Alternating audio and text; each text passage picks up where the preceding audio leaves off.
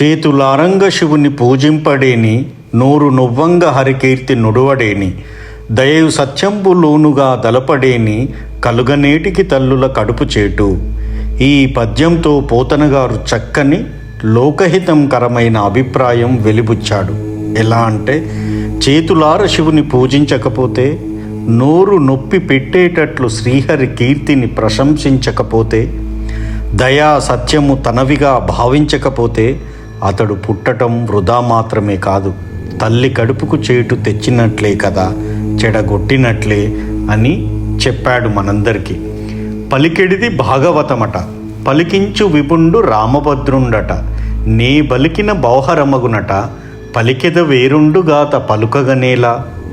నేను పలికేది భాగవతం, నా చేత పలికించే విభుడు రామచంద్రుడట, అలా పలికితే మళ్ళీ పుట్టుక లేకుండా పోతుందట. సరే, అలాగే పలుకుతాను. మరో కథ ఎందుకు చెప్పాలి, నేను భాగవతమే చెబుతాను. ఒకరోజు పరీక్షిత్తు మహారాజు దుర్భరమైన వేదనలకు కారణమైన నరకాల పాలు కాకుండా మానవుడు బ్రతికే మార్గం వివరంగా చెప్పవలసింది అని శుక మహర్షిని కోరుతాడు. ఇలా అడిగిన పరీక్షిత్తు మహారాజుకు ఆ శుక మహర్షి సమాధానం చెబుతూ, మనోవాక్కాయములు అనే త్రికరణాలు శుద్ధి చెందకపోవడం చేత ఎన్నో పాపాలు చేస్తాడు మానవుడు. అలాంటి పాపాలను వెంటనే తొలగించుకోకపోతే ఆ పాపి దేహత్యాగం చేసిన వెనుక గొప్ప నరక కూపాలలో కొట్టుమిట్టాడుతాడు. కాబట్టి యమకింకరుల వికృతి చేష్టలు బాధించకముందే, మరణమనే చెడు తలంపు మనసును కకావికలం చేయకముందే, శరీరంలో ప్రాణం ఉండి జీవకల పోక మునిపే చక్కగా పవిత్ర చిత్తం కలిగి ఆ పాపాలు పోగొట్టుకునే విధానం అవలంబించాలి అని చెప్పి శుకయోగిని చూచి పరీక్షిత్తు ఇలా అన్నాడు. కన్నులతో చూచి చెవులతో విని ఆ పాపాలు తాను చేయకూడదని పశ్చాత్తాపపడి కూడా మళ్ళీ పాపాలు చేసే మూఢాత్ముడు ఆ దోషాల నుండి ఎలా విముక్తుడవుతాడు అది చెప్పు. అదీ కాక ఆయా కర్మల ఫలితం తెలిసి ఒక్కొక్క చోట పాపం చేస్తాడు, ఒక్కొక్క చోట పాపం చేయడు. కనుక అలాంటి వాడు ఏ రీతిగా చేసినా పుణ్యం ఫలించదని నా ఉద్దేశం. శరీరపు మాలిన్యం పోకుండా ఏనుగు నీటిలో స్నానం చేసినట్లుగా అతని పుణ్యం వ్యర్థమని నేను అనుకుంటాను అని అడిగితే శుకుడు ఇలా చెప్పాడు. ఓ పాపరహితుడా పరీక్షిత్తు మహారాజా, కర్మ చేత కర్మ తొలగదు, అంటే పుణ్యకర్మ చేత పాపకర్మ ఫలం తొలగదు. తాను తెలియకుండా చేసిన ఆ పాపకర్మానికి తగిన ప్రాయశ్చిత్తం చేసుకోవాలి. గోపకుమారుడైన శ్రీహరి పాదార విందాల నుండి పుట్టిన ఆనందం అనే మకరందాన్ని త్రాగడంలో ఆసక్తి కలిగిన పుణ్యాత్ములు, గోవిందుని భక్తులు, నిర్మల వేషులు కొందరు తమ అంతరాత్మల యందున్న భక్తి చేత సూర్యుడు మంచును తొలగించి వేసినట్లుగా తమ పాపాలను పోగొట్టుకుంటారు. తన వాడి కిరణాల చేత సూర్యుడు అప్పుడప్పుడు గొప్ప మంచును పూర్తిగా అణిచివేసినట్లుగా హరిభక్తి చేత కొందరు తమ పాపాలను మొదలుతో నశింపచేసుకుంటారు. శ్రీహరికి ధన ప్రాణాలను అర్పించిన వానికి లభించే ముక్తి ఎవరికీ రాదు. పద్మాక్షుని భక్తాగ్రేసరులను సేవించిన వారికి ఎవరికీ దక్కని ముక్తి దక్కుతుంది. నిర్మలమైన విష్ణువ్రతాలను చేసేవారికి ఎనలేని ముక్తి కలుగుతుంది. పద్మనాభుని కథలను వినడంలో ఆసక్తి కలవారికి లభించే ముక్తి ఇంకెవరికీ కలగదు. విష్ణుతత్వాన్ని తెలుసుకోవడం వలన కలిగే మోక్షపదం సుస్థిరమైనది. అది తపం చేత కానీ, బ్రహ్మచర్యాది నియమాల చేత కానీ, శమదమాదుల చేత కానీ, సత్య శౌచ దహన ధర్మాల చేత కానీ, యజ్ఞాల చేత కానీ కలుగదు. సాధువులు, పుణ్యపురుషులు, సత్పురుషులు, హరిపరాయణ తత్పరులు అయిన వారికి తప్ప ఈ లోకంలో శాశ్వతమైన ముక్తి మార్గం వేరెవరికి లభిస్తుంది? కల్లుకుండను ఎన్ని నదులు కలిపినా పవిత్రం చేయలేనట్లు శ్రీహరి యందు భక్తి లేని మానవుని పుణ్య సముదాయం 1000 మార్లైనా అతనిని పవిత్రుని చేయలేవు. కాబట్టి ఈ విషయంలో ప్రాచీనమైన విష్ణుదూత యమదూత సంవాదం అనే కథ ఒకటి ఉంది. దానిని నీకు వివరంగా చెబుతాను, విను. అదే అజామీలో పాఖ్యానము. ఓ రాజా, కన్యకుబ్జాపురంలో అజామీలుడు అనే ఒక బ్రాహ్మణుడు ఉన్నాడు.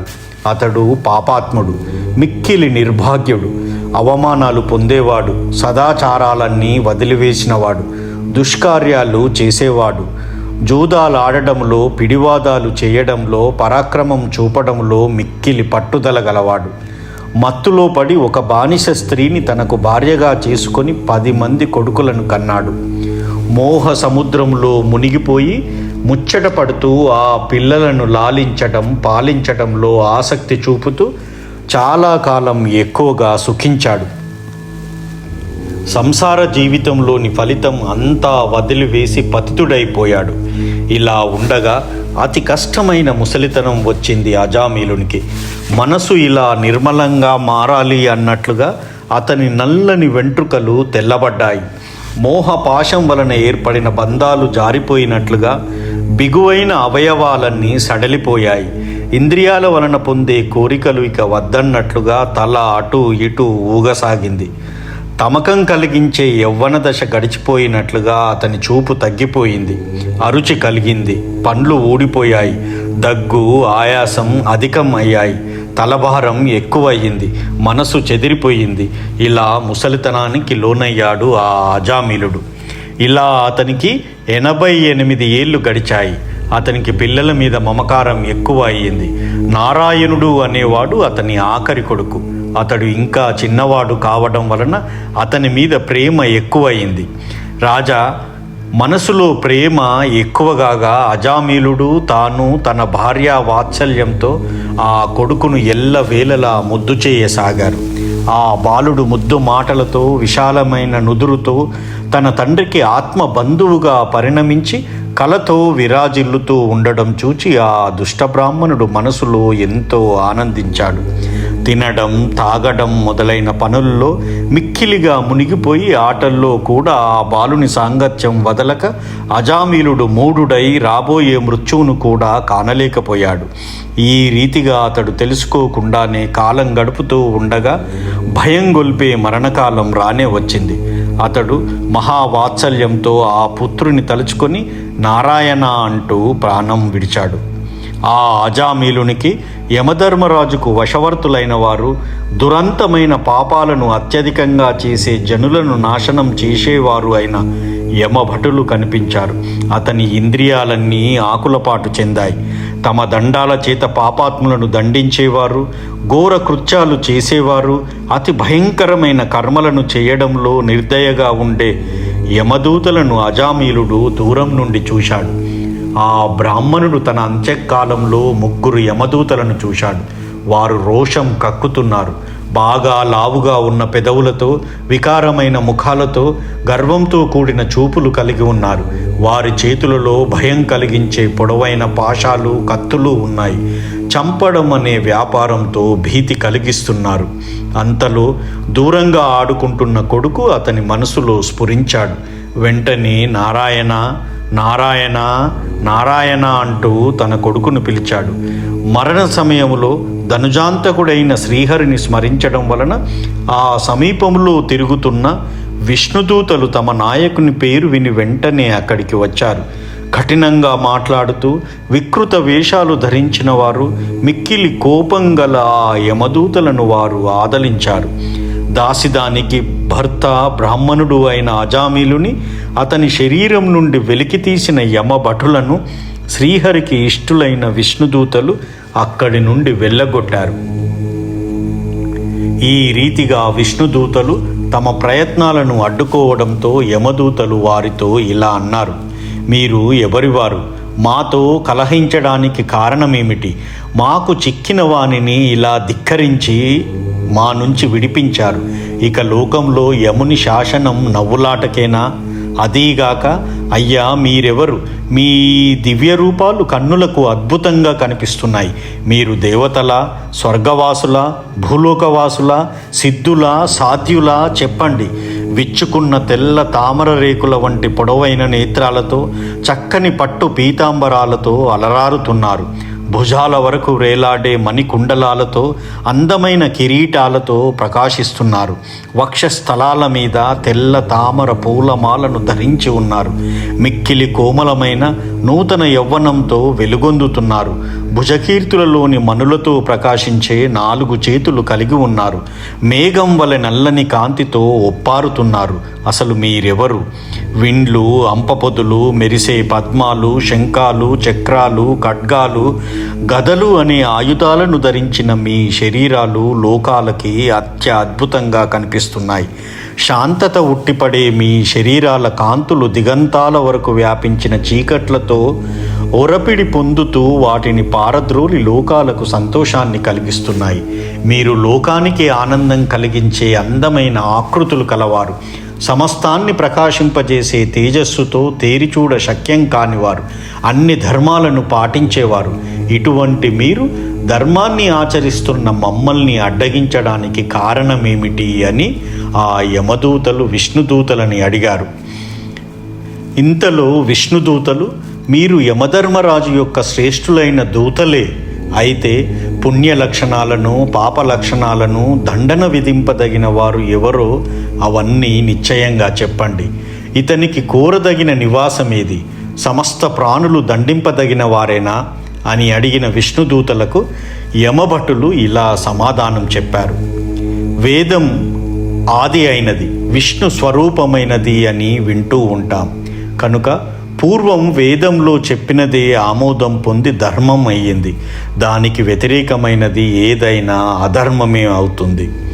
తనలో ఉండే ప్రాణి సమూహం సత్వ, రజ, తమో మనస్సులనే త్రిగుణాలతో కూడి తమకు అనుగుణమైన పేర్లు, వ్యాపారాలు, రూపాలు కలిగి ఎవని చేత ఏర్పడతాయో అతడు తానే గతిగా తెలుసుకోబడతాడు. అంటే భగవంతుని నుండి పుట్టే ప్రాణి సమూహం తిరిగి భగవంతున్నే చేరుకోవాలి. సూర్యుడు, అగ్ని, ఆకాశం, వాయువు, ఇంద్రియాలు, చంద్రుడు, సంధ్యలు, పగళ్ళు, రాత్రులు, కాలం, భూమి ఇవన్నీ దేహదారులకు సాక్షులుగా ఉంటాయి. వాటిని బట్టి ఎవరు దండింపదగిన వారు మరియు ధర్మ స్థితిగతులు తెలుస్తాయి. మీరు దీనిని అతిక్రమించి ఈ క్రమాన్ని అడ్డుకున్నారు. కర్మలు చేసిన వారందరూ ఎప్పుడూ దండనకి అర్హులే. కోరికలతో కర్మలు చేసేవారికి శుభాలు, అశుభాలు అయిన ఫలితాలు కలుగుతూ ఉంటాయి.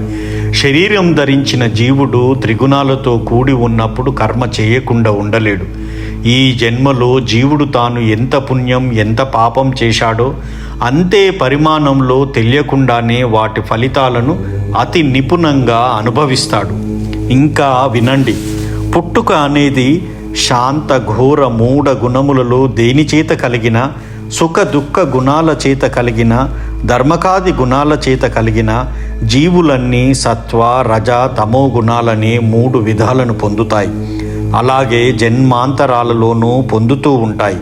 దైవమైన యముడు సర్వ జీవంతర్యామి అయి ధర్మాధర్మాలతో కూడిన పూర్వరూపాలను జాగ్రత్తగా గమనిస్తూ ఉంటాడు. వాటికి తగిన విధానాలను చింతిస్తూ ఉంటాడు. అవిద్య ఉపాధిగా గల జీవుడు తమోగుణం కలవాడై పూర్వకర్మల చేత ఏర్పడిన వర్ధమాన దేహమే తానని భావిస్తూ పూర్వజన్మ స్మృతిని మర్చిపోతాడు. కనుక పూర్వాపరాలు అతనికి తెలియవు. పైగా కర్మేంద్రియాల చేత కర్మలు చేస్తూ జ్ఞానేంద్రియాల చేత తమో విషయాలైన శబ్ద, స్వరూప, గంధాలను గ్రహిస్తూ ఉంటాడు. ఈ 5 కర్మేంద్రియాలు, 5 జ్ఞానేంద్రియాలు, 5 తన్మాత్రలు మొత్తం 15. 16వది అయిన మనసుతో కలిసి 17వ వాడైన జీవుడు ఉంటాడు. ఈ రీతిగా 16 ఉపాధుల మధ్య ఉన్న జీవుడు తాను ఒక్కడే అయినా ఇంద్రియ విషయాలన్నీ అనుభవించడం కోసం జ్ఞానేంద్రియ, కర్మేంద్రియ, మనో విషయాలను పొందుతూ 16 కలలు కలిగి లింగ శరీరం అనిపించుకుంటాడు. గుణత్రయాల కారణంగా చేసే కార్యాల వలన హర్ష, శోక, భయాలు కలుగుతూ ఉన్న సంసారంలో పడి ఉంటాడు. కాబట్టి ఇతడు తాను పూర్వం చేసిన సత్కర్మ వలన బ్రాహ్మణ కులంలో పుట్టాడు. ఈ అజామిలుడు శాంతము, ఇంద్రియ నిగ్రహం కలిగి ధర్మశీలుడై సకల వేదాలను చదివాడు. ఎల్లప్పుడూ గురువులను, అతిథులను, పెద్దలను సమీపించి సేవలు చేశాడు. సర్వ ప్రాణుల పట్ల సమాన భావం కలిగి అనేక మంత్ర సిద్ధులను పొందాడు. సత్యం మాట్లాడాలని నియమం పాటించాడు. నిత్య నైమిత్తికాలను నిర్వర్తించాడు. దండము, లోభము మొదలైన గుణాలను తన నుండి తరిమివేశాడు.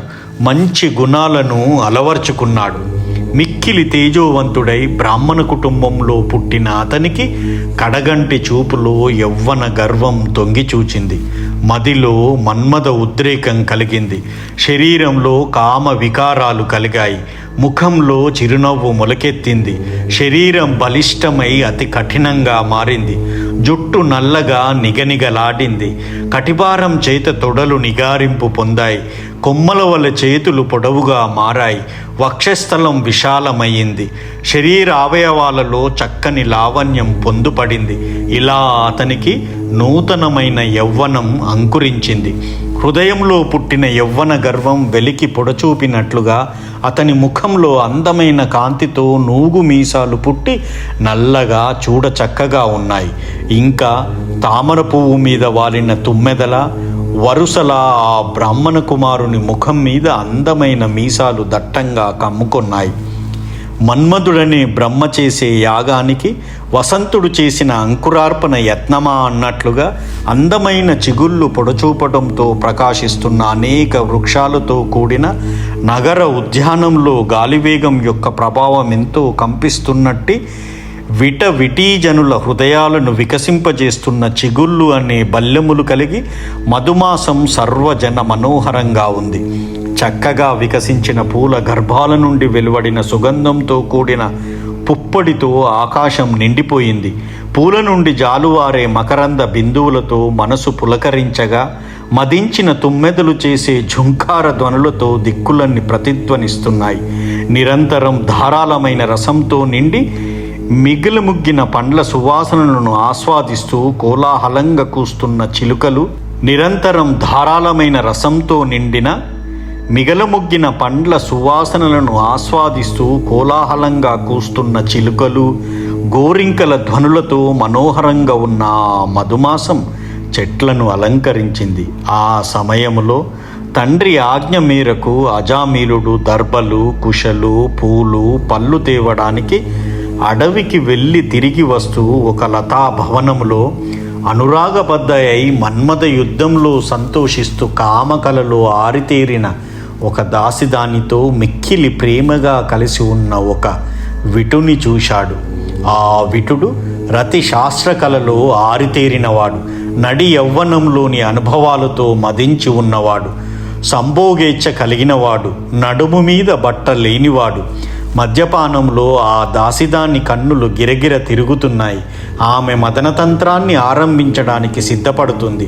క్రీడించడానికి యోగ్యమైన శరీరంతో చెదిరిన ముంగురులతో విలాసంగా కౌగిలించుకుంటుంది. మూర్తీభవించిన కామంలా ఉంది. ఇటువంటి దానితో ఆ విటుడు క్రీడిస్తూ ఉండగా అజామీలుడు చూశాడు. అతని శరీరం పులకించింది. వారు ఇద్దరు కొనసాగించే మదన యుద్ధంలోని మాటల సవ్వడి, అందమైన ఒడ్డానంలోని మువ్వల చప్పుడు పెనవేసుకొని లయబద్ధంగా సాగుతుండగా ఆమె సురతం చేసే ఆ విన్యాసాన్ని అతడు చూశాడు. ఆమె కాలి అందల చప్పుళ్ళు అతి ఉత్కంఠంగా సాగుతున్న మదన గతులలో విటుని చెవులకు మనోహరంగా వినిపిస్తుంటే వారిరువురు రతిక్రీడ సాగించే రీతిని ఆ అజామీలుడు చూశాడు. ముంగురులు నుదుటిపై పడుతుండగా చీరముడి విడిపోగా, వక్షోజాలపై హారాలు చిక్కులు పడుతుండగా, కటిపాగంలో ఒడ్డానం లయబద్ధంగా సవ్వడి చేస్తుండగా, అందమైన చేతి కంకణాలు గలగలలాడుతుండగా, నడుము ఊగుతుండగా అతనిపై పడి ఆమె యవ్వన గర్వంతో మదన వినోదాలు నడిపింది.